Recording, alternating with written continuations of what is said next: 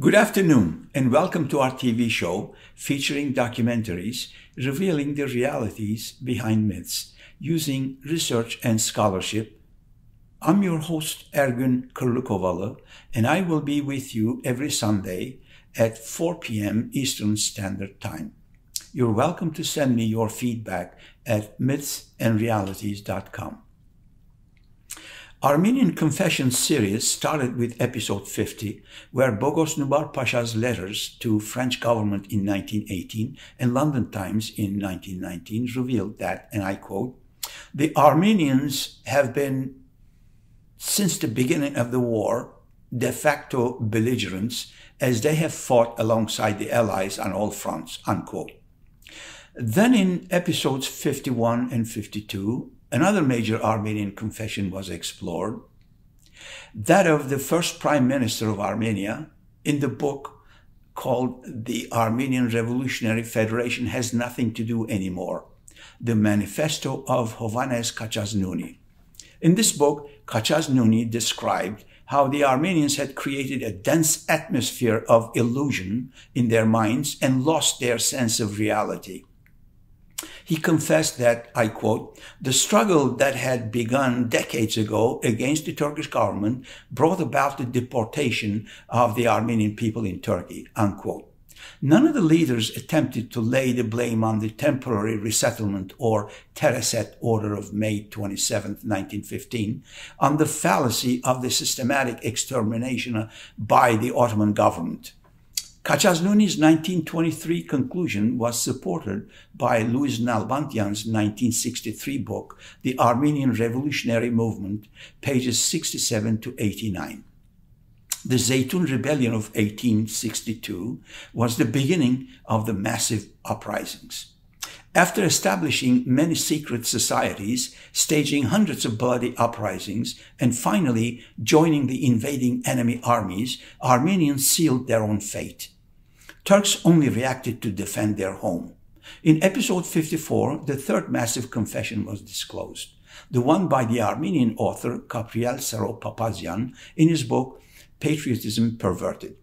Hate crimes committed by the ARF on American soil, victimizing Armenian dissenters, were described in detail. Papazian's book exposes the true nature of Dashnaks as murderous ones, who, by committing senseless violence against Muslims, deliberately exposed innocent Armenians to retaliatory massacres. In episode 55, the most shocking of all Armenian confessions, the one by the ARF itself, in their book called Houshamatyan of the Armenian Revolutionary Federation, Centennial, Volume 1, published in Glendale in 2006. In it, the ARF boasts how great fighters Armenians were, where they smuggled arms into the Ottoman Empire, how they ambushed and murdered Turks, and more.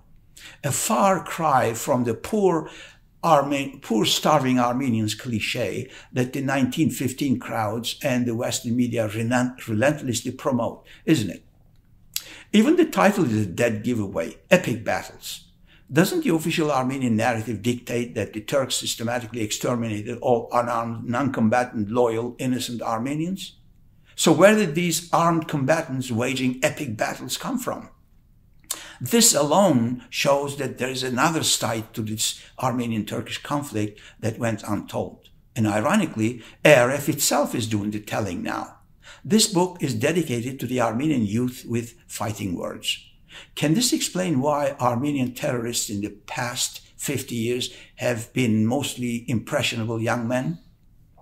Armenian lobbyists seem to have two sets of books. One set promoting the unarmed, innocent, loyal, starving, angelic Christian Armenian for public consumption, and another misrepresenting Armenian hate crimes to the Armenian youth as epic battles. If you can appreciate this profound hypocrisy, then you can understand the Armenian psyche behind the bogus genocide claims. Dashnak historian Hrach Dashnabedian, the author of the book History of the Armenian Revolutionary Federation, accepts ARF's terrorism on page 47. And Nalbandian echoes this in her book, Armenian Revolutionary Movement, on page 171. I quote, The ARF program of 1892 officially sanctioned terrorism as a method of activity, unquote. The American General Harbord, who was sent to the Caucasus by the Paris Peace Conference in 1919, commented in his report on Russian Armenia, I quote, "It is probable that the Dashnak Sütun still employs terroristic methods," unquote. There you have it.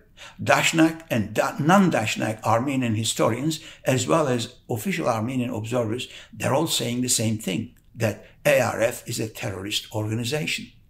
On page 16, Novosardian exalts Armenian terrorism as freedom fighters.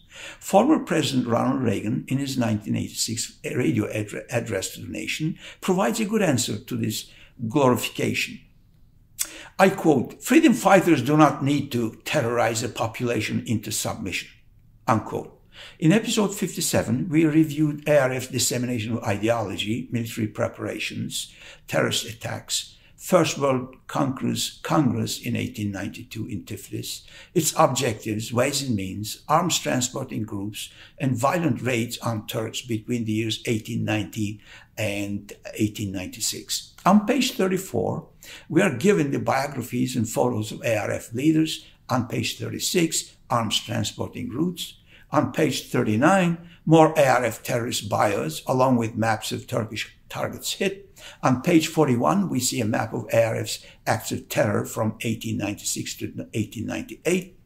And pages 42 to 45 tell us about ARF's terror acts specifically in Van. None of these campaigns of death and destruction victimizing Muslims, mostly Turks, sadly, found no place in Western media. Pages 46 through 80 are about violent attacks.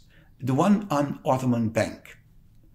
As you know, the ARF terrorists attacked the bank, took personnel hostage, and threatened to blow it up unless their demands were met. Ambassadors of the European powers intervened, and upon the assurance of the Russian ambassador, the ARF terrorists were taken by boat to France and then to Argentina, where they were released. Can you imagine that a group of terrorists attacking the Federal Reserve System in America with guns blazing, killing guards, taking the bank personnel hostage, and ordering the U.S. government to meet their demands? What would the U.S. government do?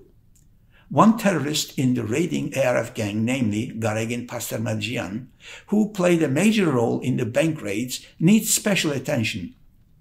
After negotiating with European ambassadors a safe passage for Armenian terrorists, he went to Tiflis to massacre Azerbaijanis in 1905. Incredibly, this man was elected to the Ottoman Parliament in 1909 elections. A book can be written about just this part alone, appreciating the centuries-old Ottoman tolerance for non-Turks, non-Muslims, as well as criminals like Pasdermadjian. He and his bloodthirsty Armenian gang killed thousands of Muslims, mostly Turks, during the First World War. You will not find a single word about any of Pasdermadjian's acts of terror in the Western press. He even represented Armenia in Washington, D.C. as an ambassador from 1919 to 1921. Can you imagine? Isn't this like Osama Bin Laden becoming an ambassador to Washington, D.C., representing Saudi Arabia? How can the U.S. accept a notorious Armenian terrorist as an ambassador of Armenia? On pages 50 through 61, we are given the details of the ARF terrorist attacks in Van region. And on page 63, maps of arms transporting routes. Bloody revolts of 1891 through 1899 on page 65. More terrorist photos and bios on page 77. The next 11 pages are dedicated to exalting the ARF terrorists advocating terrorism in the Ottoman Empire. ARF organization network is provided with a map on page 87 and oath on page 88.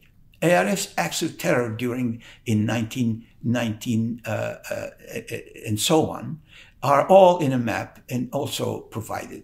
Pages 92 to 49 are preserved for acts of terror and bios of photos of ARF-terrorists. It's remarkable that none of these terror acts were covered in the biased Western press, ever. Then on page 150, we read about ARF's attempt to assassinate Sultan Abdul Hamid in 1905, which ended up in failure. Then on pages 152 to 169, we see more bios and photos of ARF terrorists, along with maps of their raids in Erzurum and Van. From page 171 to onwards were given the terrorist attacks in Baku, Nakhchivan, Shusha, Askeran, Njdeh, and other Azerbaijani cities in 1905. On page 182, we finally come to one of the least known war crimes committed by the ARF, the Armenian terrorists in Bulgaria. Armenians refer to these murders as freedom fighters, but when they killed civilian, non-combatant, innocent Turkish farmers in Bulgaria, that made them Armenian terrorists. The 1877 Ottoman-Russian War ended disastrously for the Ottoman Empire. Bulgaria became independent in 1878. Not stopping there, Bulgaria eyed expansion into nearby Macedonia, using ethnic Bulgarians in Macedonia as an excuse to attack Macedonia. This is a bit like Russia today, using Donbass Russians as an excuse to invade Ukraine. An alliance was established between the ARF in Bulgaria and the Bulgarian insurgents in Macedonia. Bulgaria turned into a sanctuary for ARF's violent activities. In 1901, for example, the ARF terrorists joined the Bulgarians in fighting the Ottoman Empire near Edirne, and more than a few ARF terrorists were killed in that war. Bulgarian Military Academy provided training on the use of guns and bombs to future Armenian terrorists like Garegin Njdeh and others. Finally, in 1906, the ARF established its own Armenian Military Academy in Dubnitsa, Bulgaria, under the guidance of Armenian terrorists like Andranik and Poghosian. During the First Balkan War of 1912, Armenian terrorists led by Andranik and Njdeh joined the massacres of Turks started by Bulgarian and Greek irregulars and regulars. What happened in the Turkish village of Kurlukova, which is in northern Greece near Bulgarian border today, on one freezing cold October day was very personal to me. The entire Turkish population of the village was exterminated with the exception of a 1-year-old baby. The Armenian terrorists and other assailants who were ferociously practicing their art of killing on unarmed, non-combatant, defenseless Turkish farmers probably did not notice a little baby among the countless piles of blood-soaked Turkish corpses during the mayhem of that killing field. If they killed that 1-year-old baby that day, you would not be able to listen to me today, as I would not exist. Because that little baby was none other than my father. You can learn more about this in episode 60, which covers the story of the Turkish mortality, migration, and renewal forging Turkish identity. On page 187 of the Houshamatyan book, we read with the ARF's program of 1907. The next 16 pages are devoted to the Armenian terrorists who participated in the Persian Wars from 1908 to 1912. Pages 204 to 208 are devoted to the Ottoman constitutional regime of 1908, to when the war started. The declaration of the Ottoman Constitution in 1908 created new opportunities for cooperation between CUP and the ARF, the Young Turks. But last atmosphere of cooperation that area would be, and it's covered in that book. ARF got some of its members elected to the Ottoman Parliament, like Pasdermadjian, with blood of 1896 Ottoman Bank raid and 1905 Azerbaijan massacres still not dried on his hands. That shows centuries-old Ottoman tolerance for non-Turks, non-Muslims, and even criminals like Pasdermadjian. To add insult to injury, an Armenian politician belonging to a political party in Turkey today that is closely connected to the notorious terrorist organization called PKK brought Pasdermadjian's poster to the Turkish Grand National Assembly a few years ago, asking for respect to be shown to this terrorist. Imagine that. This is nothing less than some congressman bringing Osama Bin Laden's poster to the US Congress and ask that Osama Bin Laden be exalted, revered, and respected. Such provocative acts are quite in line with ARF's culture of slanders, threats, agitation, aggression, and violence. Proper responses were given to the Armenian politician, of course, but what he did clearly shows how far some Armenians are from a civilized dialogue on the perception of the Turkish-Armenian conflict. On pages 210, we read how the ARF-terrorist Malumian was able to meet with President Taft and several congressmen during his visit to the US. 211 and 213 describe the party official publication Droshak and its editors and more. And of course the bi-monthly French edition Pro-Armenia. Perhaps the most important sections of the book are as follows. Pages 217 and 18 describe the Armenian assassins, complete with photos and bios. The pages 220 and 221 are devoted to some 17 gun-toting Armenian clergymen. You heard it right, gun-toting Armenian clergymen. Imagine that. Men of the cloth, carrying guns, joining gangs, participating in raids, and killing innocent people. Wow, I'm speechless. What exactly does it say in the good book that these Armenian clergymen read? That it is okay to kill people for political ends? Then on pages 222 and 3, there are photos of some Armenian monasteries that aided and abetted the Armenian terrorists by storing their weapons, bombs, providing lodging and food, as well as comfort to assassins. I wonder how the Christian scholars view these heinous acts of sedition and violence. Then up in page 238, more gunsmiths, more transport routes, and some female terrorists, and the 8th ARF Congress also covered on those pages. This brings us to the page 241, where Russian-made Mosin rifles are glorified, perhaps with some justification. The distance that a bullet could travel when shot from a Mosin rifle was 2,700 meters, whereas Martin, Gapakli, and Berdan rifles that the Ottoman used reached only 1,200 meters. Mosin rifles fired silently and created no smoke, whereas Ottoman weapons produced smoke with a loud bang, thus betraying the location of the shooter. This is what the ARF terrorists claim and boast about anyway. I'm not a gun expert, but these claims sound believable to me. Finally, the last pages are saved for the terrorists killed in action. There you have it, the entire ARF confession directly from the horse's mouth. This book proves Armenian complicity and responsibility in 1915. ARF used propaganda, agitation, and terror in that order, and detailed Armenian raids, assassinations, bombings, and all other manners of killing with refined cruelty in this book. What is perhaps most remarkable is the fact that none of these Armenian hate crimes and war crimes are covered in any of the Western media outlets, not in New York Times or Boston Globe or the Times of London. And few of the academics studied these facts.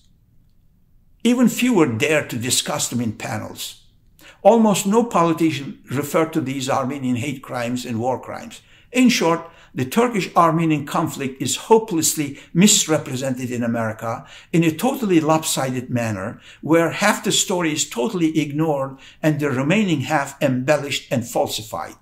We, the Turkish Americans, sincerely want to start a civilized dialogue with the 1915 crowds in any fair platform of their choosing. We have nothing to hide. We have no two sets of books. And we're honest people. And that concludes this week's presentation. Thank you for joining me. See you next week.